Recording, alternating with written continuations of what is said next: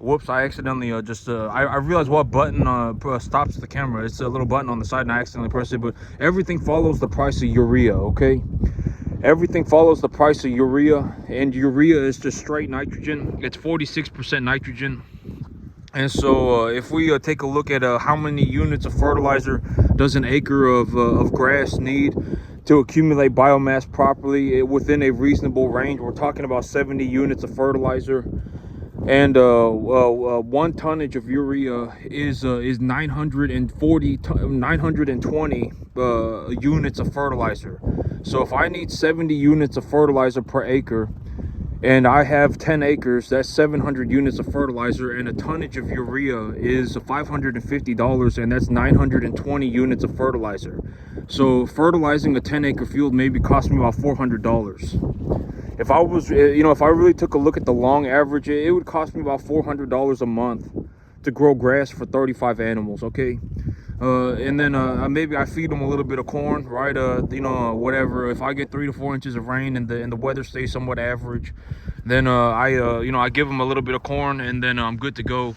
My monthly expenses for running this farm on the average month, I mean, we're talking about maybe about $700 a month. And when it gets real bad, like right now, it's 24 degrees outside, and the grass isn't gonna grow. I got all this, the grass isn't gonna grow, and I need to feed them this whole total mixed ration pellet. Maybe my expenses go up to $2,000, but I don't care about the $2,000 because the business makes me about $5,500 a month. So the $2,000 that I need, I'll just take it out of the business. It doesn't matter to me.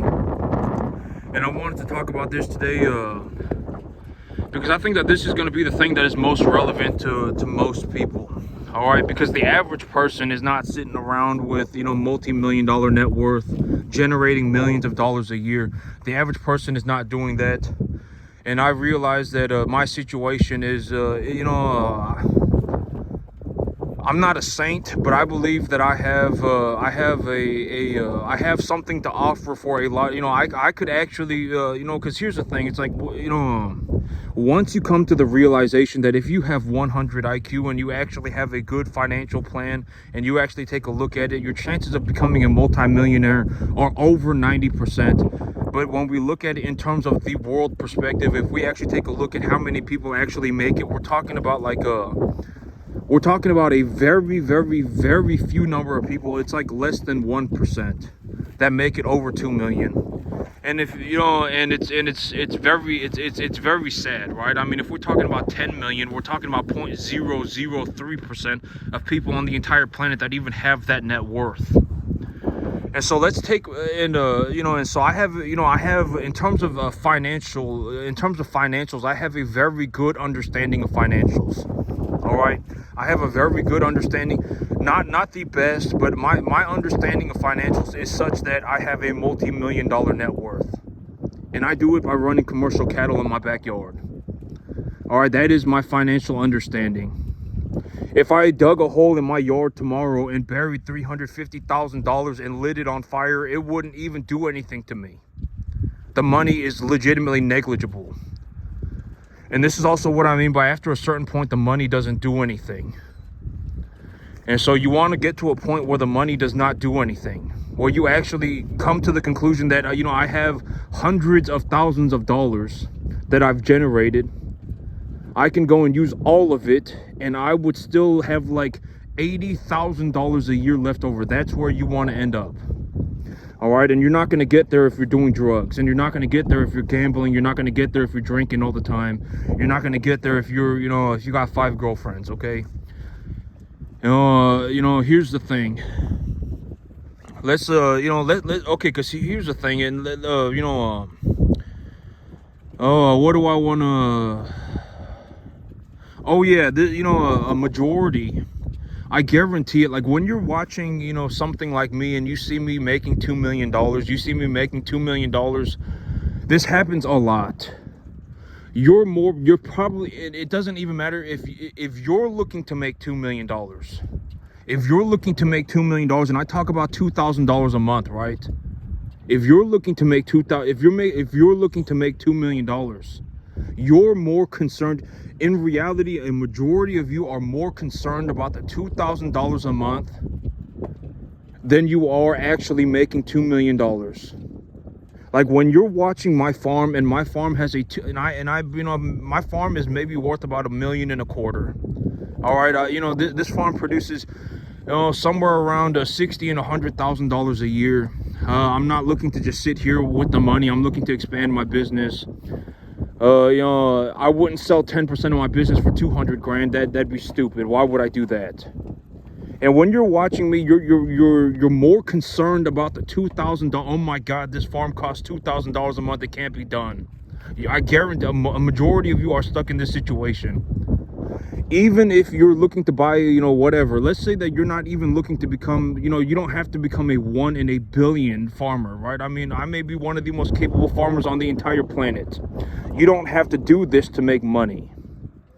You don't have to become like the most capable farmer on the entire planet to make money. You don't have to do that. You can do it many other ways.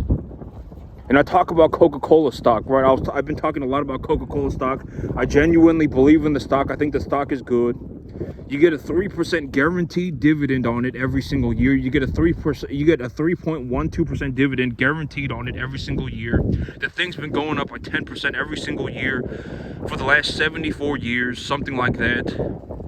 In 10 years, if Coca-Cola, like a can of Coca-Cola right now costs $1, and in 10 years it might cost $1.25, and if it costs $1.25, people are still going to buy it. Even though it's 25% more expensive, people will still buy it. I would be willing to bet on it. Even if Coca-Cola went from $1 a can to $1.25 a can, people are still going to buy the same exact amount of Coca-Cola. And if Coca-Cola goes from selling for $1 a can to $1.25 a can, the company is going to produce more money. The earnings are going to go up. And if the earnings go up, then the stock price will go up, because the stock price is just an evaluation of the company. And the evaluation of the company is a multiple of the earnings. Right, and so, if you take a look at it in terms of the long haul, Coca-Cola is not going out of business in the next 10 years. If you put $2,000 a month into Coca-Cola stock, let's say that you've actually thought about it, and you're like, I don't really even want to have to go and become like a 1 in a billion farmer, right? I mean, there may only be 5 people on the entire planet that can do something like this, and I'm one of them. All right, and you don't, chances are you don't want to end up, unless you are legitimately sitting there going, I want to work 15 hours a day for the next 15 years of my life and not get paid $1 so that I can actually become a farmer. If you're not doing that, you're not going to make it. Guarantee it. That has, and I've talked about this in terms of like if you actually want to do like an apprenticeship. Like you actually want to become a farmer and you want to go and learn from somebody who actually knows what they're doing to a very, very, very high degree. It's going to take a long time. It took me almost 14 years. All right. It's going to take a very long time. Very long time. But in reality, here's the thing. Let's say that, you went and you bought $2,000 worth of Coca-Cola stock every year. Or every month. You bought $2,000 worth of Coca-Cola stock every month, and you did that for 10 years. You would have put $240,000 into the company. If it appreciated the average of the 10% that it's been doing over the last 74 years, you will now have $400,000. You will have a 400 grand. So your 400 grand is going up by about 10% every year.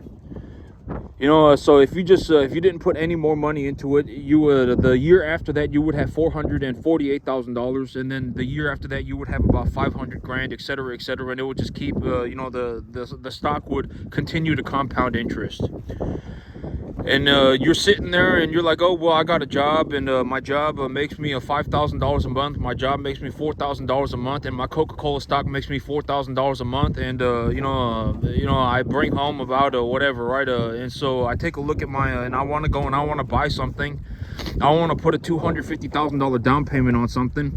And you take a look at your stock and you say, well, I have $410,000 worth of stock that is going up by 10% a year. It's been going up by 10% a year for like the last 7 decades. I think about about the company. The company's probably not going bankrupt.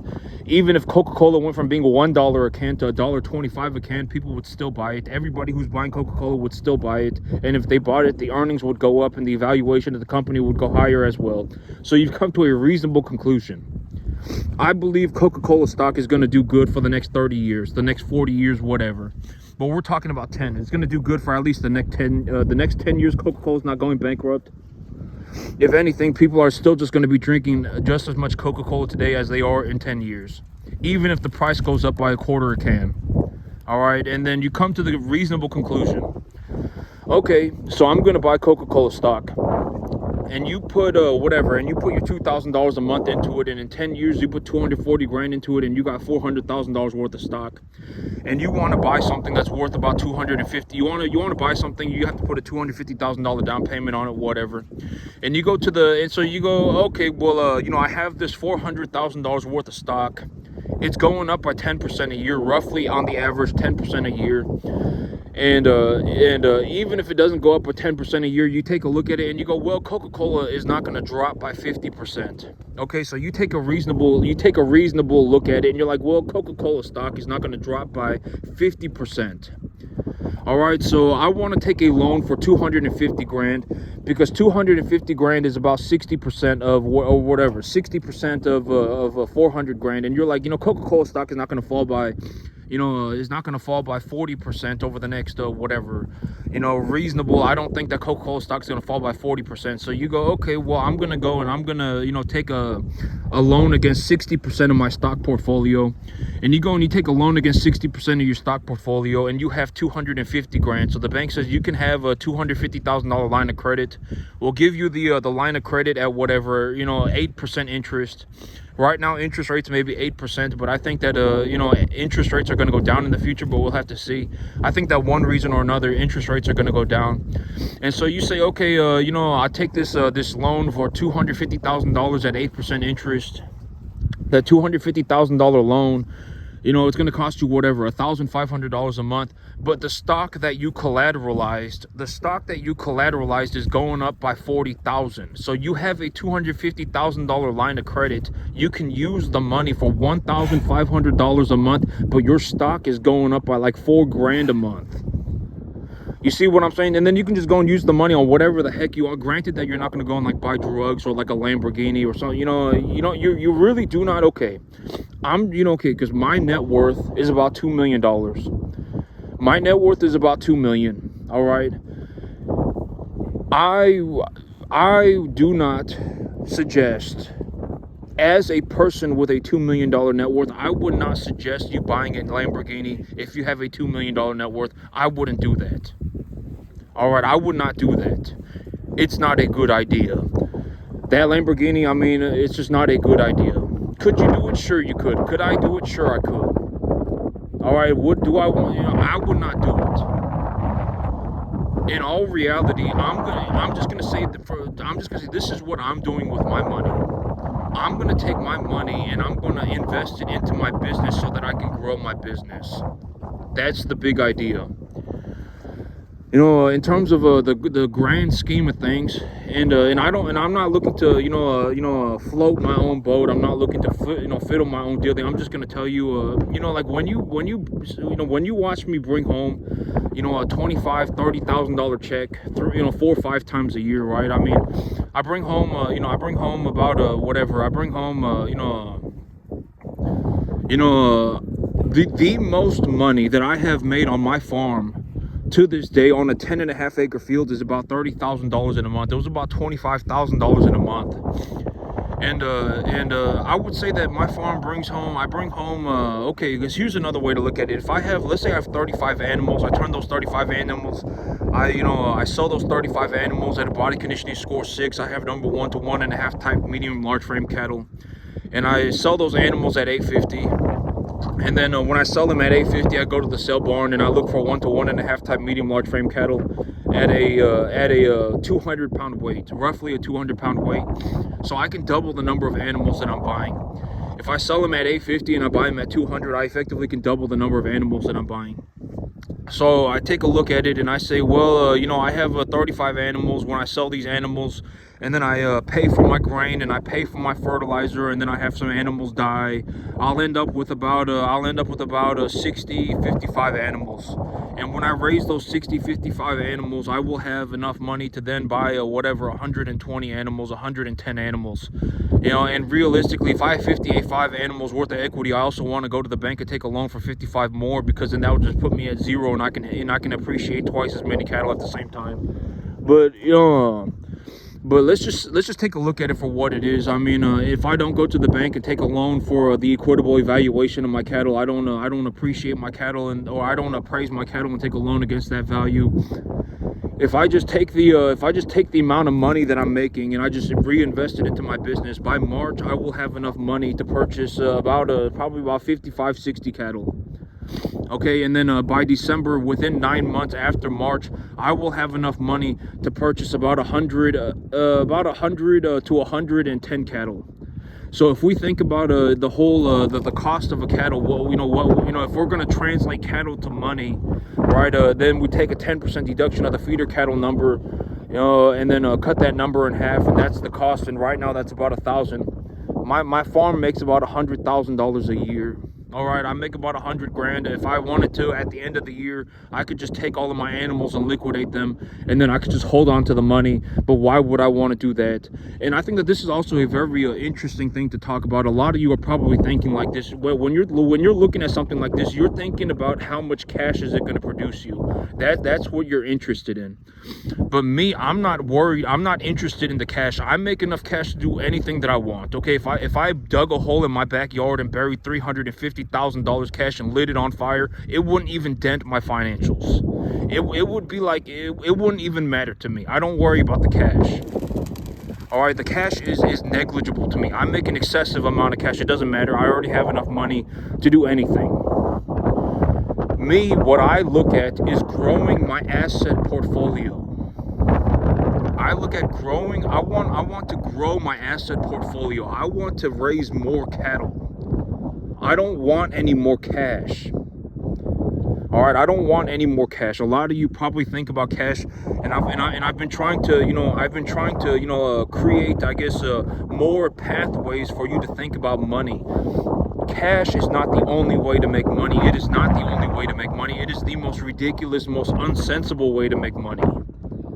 You really want to be generating money via tax-deductible assets that you can knowledgeably appreciate.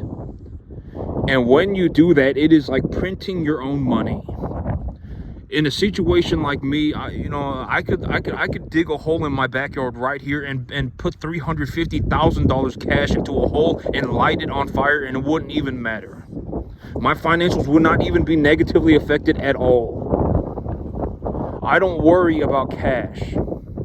I worry about growing. I think about growing my asset portfolio. That's what I think about. I don't even, the $1,000 a month that it costs me to run my business. I don't care about the $1,000 a month. I don't care about the $2,000 a month that it costs me to run my business. I think about bringing home the $30,000 a month check. Me right now, I bring home about $25,000, $30,000 a month, maybe about 5 months out of the year. 5 months out of the year, I'll bring home about $20,000, $30,000 a month. That's about how much money I bring home. I think about that more than I think about the $1,000 a month that it costs me to run my business. I don't care about the $20,000 a year that it costs me to run my business. I think about making the 140 grand. I think about making the 120 grand. The $20,000 that I need for my business will come out of the 140,000 that I make. It will come out of the 120,000 that I make. I don't care about the 20 grand. That's a more realistic way to think about that's how I think about money. That's how I think about money. And I'm just going to be completely straightforward. Right now I have about a $2 million net worth, and I am going to look to actually reinvest my earnings and take my net worth to over $10 million. I'm looking to go over 10 million in the next 365 days. I have a very reasonable plan for how I'm going to do it. You know, I want to sell these animals, and when I sell these animals, that's when by the time I sell these animals and I have enough money to double my herd size, I want to buy another field then. And when I buy another field, I want to take my animals and then take a loan for the appraisal value of my herd. I want to take an equal value loan, and I want to invest all of that money so that I can double the size of my herd. And when I double the size of my herd, let's say I end up with 60 animals and I take a loan for 60 more animals. I have 120 animals. I take those 120 animals from 200 pounds to 850 pounds and I sell them, and I make enough money to buy 240 animals, and I pay the bank back their 60. I pay the bank back their 60. I still have 180 animals. All right, and realistically, I want to be running somewhere around 2.5 to 3 animals per acre. And so I'm thinking that right now, if I take a loan for $1 million and I buy myself a 100-acre field, I will be running somewhere around 250 to 300 and about 250 cattle. Okay, and so I want to run about 250 cattle, and after that, my 2 to 3 year plan is that I actually want to get to a point where I'm running about 400 cattle at the same time. Because if I run 400 cattle at the same time, I can actually put myself in a position where I'm making about $100,000 a month. You know, right now maybe I make about $10,000 a month right now. And within the next year, I think I can take that up to about $35,000 a month. But I want to get myself to a position where I'm making about $100,000 a month. That's my goal. That's my goal. Right now I make about 10. I want to take this to about 35. And then after that, I want to take it to about 100,000. And that's my goal. And even right now, that's my goal. That's my situation. But a majority of people, like if I was gonna say something that would be useful to others, that would kind of, I guess, put you in a situation where you can think about things differently. It is that when I run my farm, this farm this farm may be worth about $2 million. It makes about $10,000 a month, and it makes about $10,000 a month. It makes about $9,000 a month, and I have a net worth of about $2 million. And if I buried a hole in the ground and put 350 grand in it and lit it on fire, it wouldn't even do anything to me. I mean, the money is, the money would be such a negligible amount of money that it wouldn't even do anything. And but I can almost guarantee a majority of people, like when you're watching me, you're probably more concerned about the $2,000 a month. You're more concerned about being like, oh my God, this costs $2,000 a month. Oh my God, this costs $700 a month. Than you are actually thinking about making 12 grand, making 10 grand a month. And in reality, for me, I don't even consider the $2,000 a month. Like right now, my expenses are sky high, and maybe this farm will cost me $2 grand. Maybe this farm will cost me $1,500 over the next month. I don't even care about the $2 grand. That $2 grand is gonna make me, like $9 grand. All right, if I wanted to sit there at the end of the year and just liquidate all of my animals and just sit on the money for whatever reason, oh my God, I need cash, I just want to sit on cash. If I just want to do that, then I make about $9,000-$10,000 a month. I can take the $2,000 a month that I need for my business out of the 10 grand, out of the 12 grand. I don't care about the 2 grand. I don't even consider it. I don't even consider the 2 grand. I don't even consider the 1,000. I'm more concerned about what kind of animals do I buy? How much do I pay for them? What kind of medication do I have them on? Are they gaining properly? Et cetera, et cetera. Those are the things that, is my grass coming in correctly? Those are is my grass growing well? Do I think I'm going to have grass growing in well over the next month or two? That's the kind of stuff that I think about. I don't even care that this costs me $1,000 a month. I don't even care about that. I don't even consider that.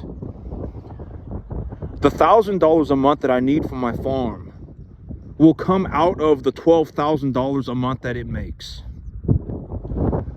All right, and so, you know, like when you think about investing money, that's more of a realistic way of how I think about money. When you're thinking about making money, like if you want to go in the, you know, make money in Coca-Cola, you shouldn't be worried about the $2,000 a month. If you really want that $2,000 a month back, you can just sell your stock and get your money back. You didn't buy anything. You traded the money for something that was equally as valuable as the money. And if you really wanted your money back, you could just sell the stock and get your money back. All right, and if you legitimately want to become a farmer, like you are actually committed to the idea of becoming a farmer, and like you actually want to go and do it, then go and buy yourself a 20-acre field. Okay, go and buy yourself a 20-acre field. It'll cost you about $1,500 a month. If you buy a real good one, it'll cost you $2,500 a month. But if you buy a decent one, it'll cost you $1,500 a month. Put the $1,000 into planting the grass. Right, it'll cost you about $1,000 to plant grass on it. And then once you planted your grass, bring in the right type of cattle, right? Precondition them properly, put them on the right medication, put them on the right type of feed. Make sure that they're conditioning properly, make sure that they're gaining properly. Take a look at how much it's costing you to, run your business. And then at the end of the day, even if you do things somewhat decently, even if you do things somewhat okay, even if you just do 10%, you will actually at least make all of your money back. And at that point, you can actually practice for free. And then you don't even have to worry about the money anymore. The $2,000 a month that it costs you to run your 20-acre farm, the $2,500 a month that it costs you to run your 2-acre farm, it won't even matter. It will be negligible money. You can take the money out of the money that you're making on the farm. All right, if you really want to become a farmer, like you're like, oh man, I really want to go and become a farmer, I really want to do this thing, go and buy yourself a 20-acre field. It'll cost you about $1,500 a month. If you put fertilizer on all 20 acres, it'll cost you about $1,000. It'll cost you about $800. If you put some grass seed on it, or if you just spray the thing with Duracor, if you have Johnson grass on your field or whatever, we get a lot of prairie grasses out here, and if you just spray Duracor on your field and then fertilize it, it'll cost you like $900. And then you can just once your grass is at a proper stage of development, you take a look at your grass and you say, well, my grass is starting to develop a flag leaf. The weather is pretty good. I think that my grass is going to continue to accumulate biomass properly. Then go to the sale barn at that point, and then buy yourself some cattle, and then bring them home, put them on the right medication, and then once they're good to go and they're preconditioned properly, you can put them on the grass. You don't need any equipment. You just put your animals on the grass. They will harvest the grass for you, and when you do that, you will make all your money back, and then you can practice for free. All right, and then one day when you actually look at your situation and you're like, man, I make a large amount of money. Like my situation, I make a large amount of money. If I lit $350,000 on fire right now, it wouldn't even do anything to me. It wouldn't even matter. Once you're in that situation, then you can go and do whatever the heck you want to. But you have to practice, and you have to think about that this is going to take you a very long time. All right, you have to come to grips with that idea. You are not going to be able to do it in a year. You're not going to be able to do it in 5 years. You're not even going to be able to do it in 10. It's going to take a very long time for you to make it. Very long time. And, you should also come to the conclusion that, and I always say that, you don't have to become like a 1 in a billion farmer. You don't have to become one of the best farmers on the entire planet to actually make, a significant amount of money. And after a certain point, the money doesn't even do anything. If you put if you buy $2,000 worth of Coca-Cola stock after 10 years, and then after 10 years you want to take a loan against your $400,000, and the $400,000 is appreciating at 10% a year, giving you a 3% dividend. and you take a loan for 250 grand, that 250 grand is going to cost you whatever $1,500 a month, but the stock is going to be making you know, 40,000 a year. So the $1,500 a month that you, or the whatever, the $18,000 to $20,000 a year that you need for your $250,000 loan, you can just take it out of the 40 grand that's being made by the stock. And I actually think that interest rates are going to go down in the long term. Okay, I think that interest rates are going to go down in the long term. And so, you know, but even if interest rates don't go down, right, then that's very good for you. If you're holding Coca-Cola stock, then that's very good for you if interest rates don't go down, right? Because the only and I've been talking about interest rates a lot, right? The only reason for interest rates to stay high is because inflation is out of control.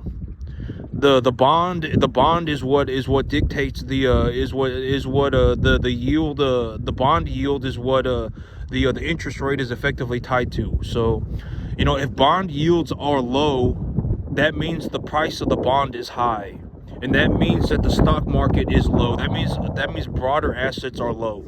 So if interest rates are high, the price of the bond is low, and if the price of the bond is low, the price of broader assets is higher. So if interest rates stay high and you're holding on to Coca-Cola stock, that's very good for you, because that means that there's rampant inflation. The only reason that we would have high interest rates is because there is a rampant amount of inflation. If inflation is not you know, rampant, if there's not some excessive amount of inflation, then interest rates will go lower, and you can borrow money for lower rates. So I mean, either which way, you're better off investing your money. All right, working an extra 5 hours a week is not going to save your life.